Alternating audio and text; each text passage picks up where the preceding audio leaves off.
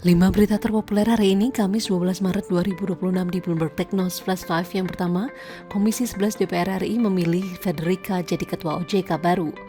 Komisi 11 DPR RI resmi memilih Federica Widyasari Dewi sebagai Ketua Dewan Komisioner OJK yang baru setelah melalui uji kelayakan dan kepatutan di DPR.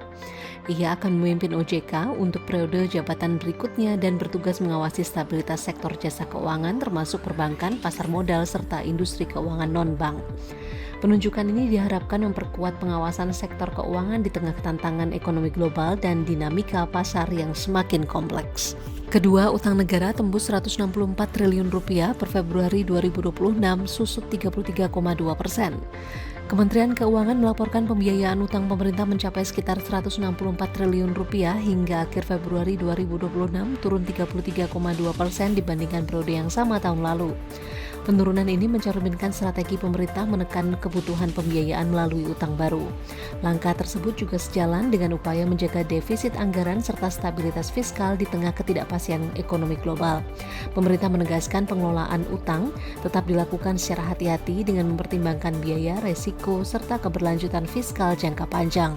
Ketiga, Riu Selat Hormuz, RI punya opsi beli minyak Saudi via Laut Merah. Di tengah resiko gangguan distribusi, Indonesia memiliki opsi alternatif untuk mengimpor minyak dari Arab Saudi melalui jalur Laut Merah.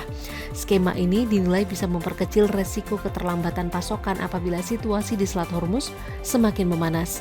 Pemerintah dan pelaku industri energi pun terus memantau perkembangan geopolitik di Timur Tengah untuk memastikan pasokan minyak domestik tetap aman. Keempat, Purbaya mulai tarik sebagian surplus Bank Indonesia. Menteri Keuangan Purbaya Yudi Sadewa mulai menarik sebagian surplus dana dari Bank Indonesia. Hal ini menjadi bagian dari pengelolaan keuangan negara memanfaatkan kelebihan hasil operasional BI yang dapat disetor ke kas negara.